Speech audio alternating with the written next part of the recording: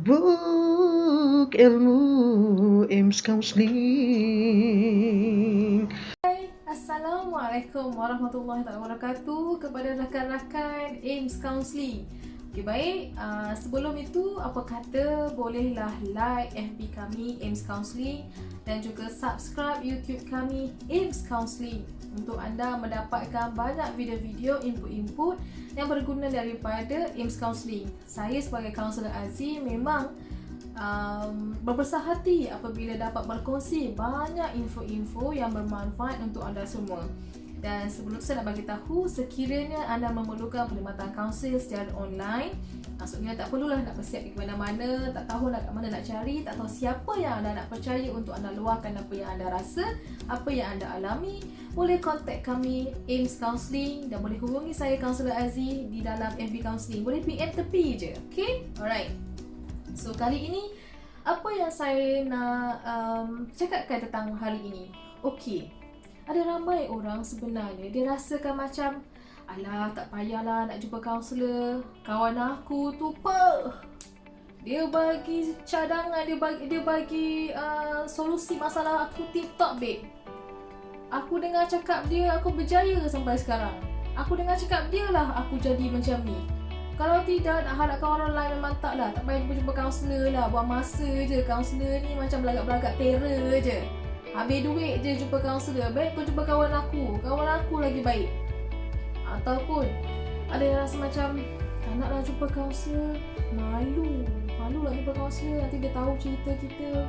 Baiklah, kawan aku ni luar dalam dah tahu. So ramai yang beranggapan bahawa tak payahlah jumpa kaunselor, jumpa orang lain pun boleh. So hari ini saya nak ceritakan tentang apa perbezaan antara kaunseling dan penasihatan. Kaunseling dan juga nasihat. Apa bezanya kaunseling dan juga nasihat? Okey, ramai orang rasa macam jumpa kaunselor ni sama je, bagi nasihat je pun. Aku ada masalah-masalah aku dengan husband aku yang kerek ke, husband aku yang poyo ke, kaunselor bagi nasihat je. Bersabarlah puan, apa semua okey ni tu ini. Puan buatlah cara macam ni. Puan cubalah tarik balik hati dia. Puan cubalah. So saya nak bagi tahu bahawa semua pemikiran mengatakan bahawa kaunseling ni adalah nasihat je, adalah salah. Kalau tidak, kalau kaunseling ni nasihat, dah lama dia sebut perkhidmatan penasihatan. Tak payah disebut perkhidmatan kaunseling, betul tak? Okey, so maksudnya mesti ada perbezaan antara kaunseling dan juga penasihatan. Okey, benda pertama lah, yang perbezaan yang pertama adalah tentunya kaunseling ini ditawarkan, diberikan oleh mereka yang profesional. Maksudnya profesional tu adalah mereka telah mendapat kursus secara intensif, kursus mendapatkan sijil yang sah daripada mana-mana IPTE, IPTS dan telah berdaftar, okey, yang ada MQA lah. Okay, mereka telah mengikuti kursus-kursus sehinggalah mereka melayakkan mendapat sijil ataupun mendapatkan lesen kaunseling. Maksudnya belajar kaunseling ni dia kena memenuhi kriteria dia. Maksudnya katakanlah perlu habiskan semua subjek ini baru layak untuk mendapatkan lesen kaunseling. Nak dapat lesen kaunseling bukan lepas habis belajar je terus dapat lesen, tidak. Habis je belajar, perlu mohon untuk mendapatkan lesen kaunseling daripada Lembaga Kaunselor Malaysia. Lembaga Kaunselor Malaysia yang akan memberikan lesen kepada kaunselor setelah kaunselor itu diinterview. Maksudnya kena interview, bukan sekadar tunjuk sijil je dah boleh dapat jadi kaunselor yang bertauliah. So itu adalah kaunseling, maksudnya diberikan oleh seorang kaunselor yang profesional. Tapi apa pula penasihatan? Penasihatan ni adalah mereka yang boleh jadi sesiapa sahaja. Tidak perlu ada sijil. Dia nak ada sijil boleh. Dia nak ada sijil akaun, sijil bisnes, sijil pertanian, sijil tanam pokok, sijil bela kucing, sijil baiki kereta, sijil baiki aircon, sijil mengemas rumah, sijil memasak, semua boleh. sijil membawang pun tak apa. Kiranya penasihatan ni boleh diberikan kepada sesiapa sahaja. Sesiapa je boleh bagi nasihat. Even saya pun, yang kaunselor pun pernah je bagi nasihat kat orang. Sebab saya tidak menggunakan teknik kaunseling saya kepada semua orang. Ada orang yang saya beri nasihat, ada orang yang saya gunakan teknik kaunseling. Maksudnya ada perbezaan. So, kita tengok pula perbezaan yang kedua. Yang kedua ni adalah kaunseling ini dia tidak bias. Maksud tak bias ni adalah dia tidak memilih orang yang dia nak, ataupun dia menerima saja sesiapa saja yang klien yang datang. Maksudnya kalau klien tu busuk ke, klien tu tak ada muka Korea ke, klien tu tak lawa ke, klien itu baju camping ke, klien tu miskin ke, bukan anak datuk ke, kaunselor klien tu siapa-siapa je, even klien itu bekas banduan ke, penagih dadah pun, kaunselor menerima klien itu. Maksudnya bila klien datang nak jumpa, dia nak jumpa kaunselor untuk dia menyelesaikan masalah yang dia hadapi, kaunselor terima. Kaunselor tak ada tulis dekat pintu dia bekas banduan dilarang masuk. Tak ada. Hanya mereka yang kaya dan handsome sahaja dibenarkan masuk pun tak ada. Maksudnya boleh je terima siapa-siapa. Tapi penasihatan ni selalunya dia bersifat bias. Maksudnya dia hanya memberi nasihat yang betul-betul nasihat yang nak bagi pada kawan rapat dia sahaja. Yang engkau yang seteru aku ni nak minta nasihat aku, harap maaf lah, macam tu. Even kadang-kadang kalau katakanlah kaunselor tu ada musuh dia nak jumpa kaunseling ke kan, nak jumpa kaunselor nak buat kaunseling ke, sebab dia rasa itu je lah kaunselor yang ada kat dunia ni, dia kaunselor boleh je terima. Tapi kalau penasihatan ni dia akan bersifat bias, sebab tendensi manusia akan memilih mereka yang dia rasakan senang dengan dia. Alright. So, antara yang lain juga adalah kalau kaunseling ni dia tidak memberi sesuatu itu melalui nilai diri dia. Tapi kalau penasihatan, dia akan cakap nasihat dia melalui nilai diri dia. Contohnya lah kan, katakanlah boleh contoh saya bagi. Okey, katakanlah macam ni. Saya bagi analogi yang mudah. Weh, apa tolong cadangkan aku nak makan apa hari ni? Okey, penasihatan akan bercakap macam ni. Aku nasihatkan kau pergilah makanan Korea. Kau kan macam suka-suka mamak Korea kan? Kau makan makanan Korea lah. Itu penasihatan. Maksudnya dia memberikan sesuatu melalui apa yang dia rasakan, nilai diri dia. Satu lagi dia kata macam, aku suka juga chicken wing Korea tu, memang sedap lah. Kau patut try. So penasihatan dia akan membawa apa yang dia suka, apa yang dia nilaikan, apa yang dia valuekan sesuatu itu kepada orang lain. Dia nasihatkan makanlah makanan Korea tu sebab dia pun suka, sebab itu value dia. Sedangkan mungkin kawan dia tu tak suka makanan Korea, kawan dia tu lebih suka makanan Indian, maksudnya lebih suka kari mama dan sebagainya. Dan berbeza pula dengan counselling. Counselling dia tidak akan memberi sesuatu keputusan itu melalui nilai atau value yang ada pada kaunselor. Contoh yang kes yang makan tadi, katakanlah kaunselor itu juga suka makanan Korea, atau kaunselor ini dia suka makan western. So dia takkan bagi tahu terus dekat orang tu bahawa engkau pergilah makan western, aku boleh join sama, aku suka western. Tak. Dia akan tanya, dia akan cakap macam ni. Okeylah, apa yang kau makan? Apa yang kau selera nak makan? Apa yang kau minat? Maksudnya apa yang kau minat? Kaunselor akan tanya apa kehendak dia, untuk dia buat keputusan, untuk dia tahu, sebab dia yang tahu apa yang dia nak. Dia yang tahu tentang diri dia, bukan kaunselor yang tahu tentang apa selera dia. Berbeza dengan penasihatan tadi, nasihat dia akan cakap berdasarkan apa yang dia rasa dan dia boleh letak dalam diri kawan dia.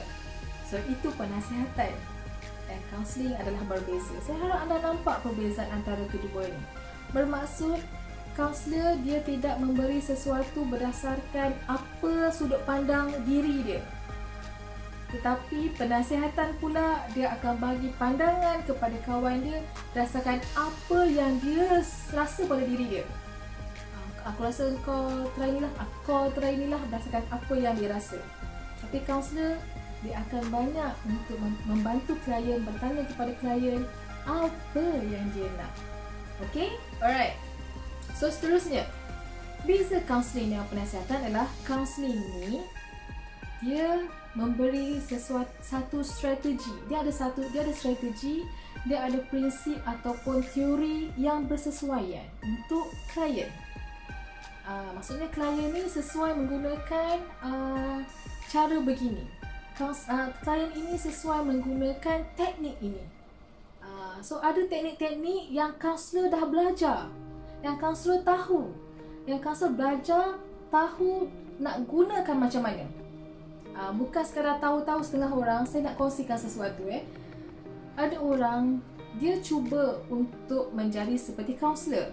Maksudnya dia pergilah belajar teknik itu, belajar teknik ini untuk membantu orang, belajar itu, belajar ini, tetapi tidak sama seperti bagaimana kaunselor membantu klien. So yang itu saya nak kongsikan. Okay? Alright. Lagi satu, kalau katakanlah penasihatan, dia tidak ada prinsip, dia tidak ada strategi ataupun teori. Strategi dan teori adalah berdasarkan pengalaman dia sendiri ataupun pendapat dia sendiri. Maksudnya kalau dia rasa pengalaman dia adalah katakanlah dia ada masalah rumah tangga, ya, dia ada masalah rumah tangga, dia rasa macam isteri dia ataupun suami dia malas baran, suami dia suka pukul, suami dia tak bagi nafkah. Okay? So penasihatan akan cakap, engkau move on lah. Kau ada ramai lagi lelaki yang baik lah kat dunia ni. Engkau ni apa lagi? Engkau masih cantik lagi, masih muda lagi. Kau tinggalkan calon husband kau tu, sampai bila kau nak jadi kena pukul macam ni? Okay, itu nasihat. Tetapi dalam kaunseling, so kaunselor akan membawa klien untuk melihat apa yang boleh dilakukan, apa yang dia nak. Sebab saya nak share sesuatu, ya. Tak semua orang merasakan pendekatan penceraian itu adalah yang mutlak. Tak semua orang, walaupun dia kena pukul, walaupun dia ada orang kata domestic violence, walaupun dia nafkah suami dia tak bagi, tetapi tentang penceraian ini bukanlah keputusan akhir yang dia nak buat. Dia masih lagi ada rasa sayang. Kalau penasihatan, dia tak fikirkan perasaan kawan dia. Tak fikir pun kawan dia, tantah kawan dia itulah bergantung harap pada suami dia. Kalau tak ada suami dia, macam mana dia nak hidup? Kalau penasihatan dia tak fikirkan perasaan kawan dia tu, masih ada rasa sayang walaupun menjadi begitu, walaupun tak bagi nafkah. So, counselling ini dia memandang banyak aspek. Dia akan memandang emosi klien dulu. Dia akan memandang konsep tingkah laku dia macam mana, apa benda yang dia nak buat. Dia akan memandang sudut pemikiran klien itu, apakah pandangan dia, anggapan dia, cara dia. So, bila counselling, counselor akan bantu untuk melihat banyak aspek sebelum keputusan dibuat. Sebab kaunselor tidak akan terus bagi cadangan. Tiba-tiba kata macam, tak apalah, saya rasa saya sebagai kaunselor yang mempunyai, saya sebagai kaunselor berdaftar, saya rasa puan haruslah bercerai. Sebab bila puan nak macam ni? Tidak. Ya, tidak. Kaunselor tidak terus memberi keputusan sebab kaunselor mengambil kira perasaan dia. Sebab dia yang akan menanggung kesan akibat daripada keputusan. Jadi kaunselor tidak memberi keputusan berdasarkan apa yang kaunselor rasa. Sebab kaunselor memahami klien itu nak hidup lama. Dia yang akan berdepan dengan masalah itu setelah keputusan dibuat. Katakanlah klien ini ambil keputusan bercerai. Lepas bercerai, dia makin teruk dan tak ada kerja. Dia kena keluar daripada rumah sebab itu rumah suami dia. Dia dengan anak-anak tidur bergelandangan dekat mana-mana masjid, tepi-tepi jalan. Tak ada sumber makanan, terpaksa meminta-minta. Ada kawan dia tak bantu. Terus kawan dia hilang. Jadi inilah kesan dan akibat sekiranya penasihatan itu berdasarkan kepada pengalaman dan pendapat sendiri. Tapi dalam kaunseling, kaunselor akan bantu untuk berfikir banyak aspek. kesan dan akibat daripada tindakan yang dilakukan. Kaunselor akan membawa klien untuk berfikir dengan lebih jauh supaya dia nampak sesuatu itu. Kadang-kadang sesuatu itu dia macam ni ada orang dalam sisi kaunseling, kadang-kadang isu dia adalah masalah rumah tangga, tetapi sebenarnya di sebalik isu rumah tangga tu ada tersimpan sesuatu yang ada dalam diri klien. Contohnya, dia bukan ada masalah rumah tangga, tapi sebenarnya dia ada masalah dia dengan diri dia. Maksudnya dia ni kurang yakin, sebab tu dia selalu rasa rendah diri, menyebabkan dia selalu rasa macam husband dia tak sayang dia. Sebenarnya husband dia sayang dia. Kadang-kadang benda-benda macam ni yang hanya sisi kaunseling saja nampak apa yang berlaku pada klien itu yang boleh dibantu. Tapi kalau kawan dengar je kata macam aku dah tak ada feel dengan husband aku, terus dia bagi cadangan untuk bercerai, tidak. Sebenarnya kadang-kadang memanglah kita akan rasa macam aku dah fed up dengan suami, contoh. Tapi bukanlah itu penyelesaian. Sebenarnya dia bukan fed up ketika itu saja. Fed up dia rasa macam bosan ketika momen itu je, sebab dia kena marah dengan suami dia, contoh. Ketika tu je dia fed up. Tapi sebenarnya yang lain-lain tu dia masih sayang. Sebab tu dalam sisi kaunseling kita akan melihat banyak aspek untuk bantu klien. Ya, sebab kita nak bantu klien bukan menjahanamkan diri dia. Kita akan bantu, kaunseling dia akan bantu klien untuk menampakkan apa jalan yang lebih baik yang memberi potensi pada diri dia. Katakanlah dia ada masalah penceraian, punca masalah penceraian itu adalah kerana masalah kurang keyakinan diri, maka kaunselor akan bantu untuk naikkan potensi keyakinan diri. Berbeza dengan penasihatan tadi, bila kawan tu kata dah bosan dengan husband, terus kata suruh bercerai, so akhirnya potensi diri dia, iaitu dia sebenarnya masih sayang tetapi kerana dia rasa rendah diri, terus terkubur. So itu bahayanya penasihatan daripada orang yang sebenarnya tidak tahu selok belok membantu rakan, membantu klien sebenarnya menampak perspektif yang lain. Saya percaya mereka yang pernah mendapatkan sesi kaunseling akan merasa sesuatu bila saya cakap macam ni. Maksudnya akan membenarkan, mengiyakan apa yang saya katakan ini. Tetapi mereka yang tidak ada pengalaman berjumpa dengan kaunselor, dia tidak akan nampak rupanya kaunselor ini memberi satu perspektif ataupun cermin baru ataupun satu frame yang baru supaya dia boleh membuka, dia bukan nak buka hidup baru tapi membuka satu chapter. Kan pada buku ada banyak bab, so membuka satu bab yang baru untuk membina lembaran yang baru. Itu adalah kaunseling. Tapi penasihatan bukan. Alright. Seterusnya, kaunselor ataupun kaunseling ini tertakluk kepada etikanya, iaitu merahsiakan apa jua yang klien ceritakan. Tidak akan disebarkan, insya-Allah, kerana kaunselor ini tertakluk kepada etika kerahsiaan. Adalah bersalah sekiranya kaunselor didapati memviralkan cerita itu kepada orang luar. Adalah satu kesalahan. Tetapi penasihatan ada tak? Dia macam ni lah.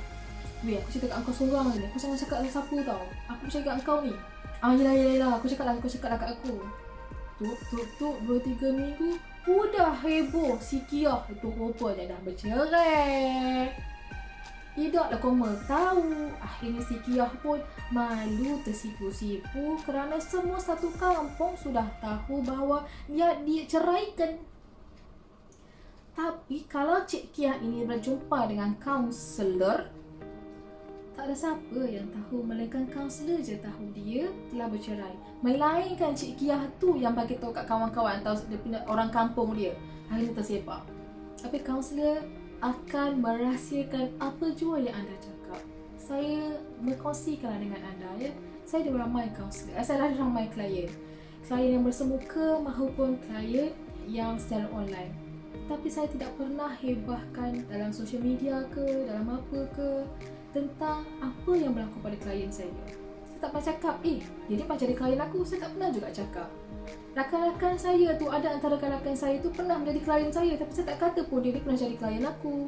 Saya tak pernah cakap, apa khabar, macam mana masalah tu, dah selesai ke secara terbuka. Saya tak cakap. Sebab semua benda tu adalah etika kerahsiaan. saya akan PM dia terus. Bukan secara orang kata, kalau kan kita Facebook kan, so kita boleh komen, tapi saya tak komen pun. Apa khabar? Dah okey ke dengan suami? Dah nampak baik je. Saya tak komen dekat situ. Saya akan komen dekat, saya akan PM tepi. Saya akan buat follow up. Itu namanya follow up tentang apa sesi yang telah berlaku sebelum ni. Maksudnya telah menunjukkan hasil yang positif. Alright. So, kaunselor dia memegang kepada etika kerahsiaan. Tetapi penasihatan ini tidak tertakluk kepada apa-apa etika ataupun undangan kerahsiaan. Dia berhak nak cerita kat siapa-siapa. Nanti dia akan kata, kau ingat aku ni apa? Peti besi, nak aku rahsia-rahsiakan. Hati aku ni kecil je tau. Otak aku ni sempit lah tak. Nak simpan rahsia kau mana cukup. Aku terpaksa lah luahkan kawan aku. So, itu adalah penasihatan yang tidak tertakluk kepada etika kerahsiaan. Tetapi kaunselor kami menjaga rahsia anda. Sebab tu saya kata, kalau mula-mula anda rasa malu nak berjumpa kaunselor, tapi anda akan rasa sebenarnya selesa sebab kaunselor tidak menceritakan hal anda kepada orang lain. Dan kadang-kadang tak mampu kaunselor ni nak ingat semua cerita anda pun. Maksudnya jangan rasa malu lah, nanti kaunselor tahulah aku ada masalah ni. Tak. Segala yang diceritakan dalam sesi, kaunselor akan dokumenkan. Maksudnya akan tulis dalam dokumen yang dirahsiakan. Tak ada siapa boleh buka. Okay? Maksudnya file tertutup. Jadi bila nak ada sesi balik, baru kaunselor akan tengok balik, oh ni cerita dia, baru dia akan ingat. Tapi tak adanya kaunselor nak ingat muka orang ni, kes ini, engkau ni rupanya kes masalah, engkau ni dah pernah dirogol, engkau ni pernah berzina. Tak ada. Tak ada Okay, so benda tu settle. So apa-apa pun kaunseling ini menjaga etika kerahsiaan. Okay. Alright. So macam saya cakap tadi, kaunseling dia membantu klien untuk nampak lebih jelas apa yang dia boleh buat. Rupa-rupanya apa yang terjadi pada diri dia. Rupanya aku yang tak pandai nak berkomunikasi dengan betul. Selama ni aku tak tahu, aku tak pernah cakap kat suami aku yang aku nak itu, nak ini. Aku semua merajuk je. Maksudnya kaunselor bantu klien untuk menampak lebih jelas apa yang boleh ditangani dan apa yang berlaku. Supaya klien itu dia rasa macam, okey, faham kenapa jadi macam ni. Okey. So dia akhirnya perbaiki diri. Tapi kalau penasihatan, dia akan hanya bagi cadangan. Dia saya cakap tadi, kau pergilah cerai je. So akhirnya senang je. Penasihatan ni bagi cadangan, bagi pendapat. Itu nasihat. Memang kadang-kadang saya kata nasihat ni bagus, nasihat ni boleh diterima, nasihat ini elok nasihat ni memang sebenarnya common. Saya tak katalah semua penasihatan tu tak bagus. Nasihat tu bagus, saya sendiri pun ada bagi nasihat kat orang, ya. Tetapi sekiranya ada masalah yang betul-betul memalukan diri, masalah yang betul-betul malu nak cakap dekat orang, masalah yang rasa-rasa macam benda tu membuka aib. Bila kadang-kadang masalah rumah tangga ni seolah-olah orang takut sebab membuka aib suami. Tetapi di dalam perkhidmatan kaunseling, benda itu tidak mengaibkan. Boleh rujuk pada ustaz-ustaz. Benda itu tidak mengaibkan sebab kaunselor tidak membuka rahsia tu. Ya, kaunselor tidak membuka rahsia tu dan tidak memeli-meli anda dekat luar pun atau tak memandang serong pun.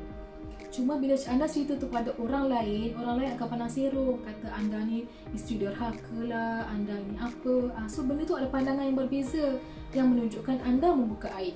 Tetapi berjumpa dengan kaunselor, benda itu bukan membuka aib. Dan saya nak bagi tahu lebih jelas, bila jumpa dengan kaunselor tak fokus kepada orang-orang lain. Kaunselor fokus kepada anda, iaitu klien yang berceritakan kepada diri anda. Anda bercerita pada kisah orang lain yang mengganggu diri anda. Tetapi kaunselor tak ada pun nak sambung cerita orang lain itu dalam kehidupan, dalam isu itu, isu anda. Okay? Sebab tu dalam sesi kaunseling, perkhidmatan kaunseling yang betul-betul profesional, cerita itu bukanlah mengaibkan. Sebab tu saya kata, bila ada benda yang anda perlu mendapatkan perkhidmatan kaunseling. Sebab benda itu mungkin memalukan diri anda, memalukan maruah anda, maruah keluarga, maruah suami. Jadi anda boleh ceritakan kepada saluran yang betul. Masalah orang kita adalah dia bercerita kepada saluran yang salah. Lepas tu dia terus berasa malu sebab benda tu dah tersebar luas. Okay? Kalau bercerita dengan kaunselor, kaunselor faham, kaunselor tidaklah berceritakan benda tu pada orang luar, tidak menjamin, tidak memberi apa bermakna pun. Sekalipun kaunselor ini disogok wartawan, contoh kan, tiba-tiba ada pula artis nak jumpa dengan kaunselor Aziz ni, nak orang kata mendapatkan khidmat nasihat ataupun khidmat kaunseling, tapi kaunselor ni walau diasak wartawan sekalipun tidak akan memberi apa-apa keterangan, melainkan sekiranya ada isu mahkamah. Tetapi itu pun dengan keizinan klien. Berlapik tak kaunseling ni? Kalau klien tak izinkan, tak boleh. Jadi macam itulah cerita dia. Tetapi kalau penasihatan tak sempat minta izin nak cerita dekat jiran sebelah, dah cerita dek non oi. So itulah perbezaan antara kaunseling dan penasihatan. Baiklah. Jadi saya sarankan kepada anda boleh mendapatkan nasihat daripada orang lain. Tetapi ada ketika bila anda rasa nasihat itu tak kena dengan diri anda. Nasihat tu ibarat mencurah air ke daun keladi, tak ada apa-apa beza, tak ada apa-apa makna pun. Maka carilah saluran yang betul, iaitu mendapatkan perkhidmatan kaunseling. Kita kaunseling ada kat mana-mana je. Maksudnya dalam jabatan kerajaan pun ada secara percuma ataupun dalam swasta. Swasta pula ada berbagai-bagai jenis. Tapi cari mereka yang betul-betul profesional. Cari mereka yang betul-betul berdaftar dengan lembaga kaunselor. Maksudnya anda boleh cek mereka punya nombor lesen kaunseling mereka. Okey? Jadi kepada tuan-tuan puan-puan, inilah antara beza kaunseling dan juga penasihatan. Saya harap agar anda mendapat pencerahan daripada apa yang saya sharekan ini, supaya kadang-kadang orang tak rasa kaunseling ini diperlukan, tapi sebenarnya kaunseling ini sangat-sangat diperlukan sebab dia mahu memberi kelegaan emosi.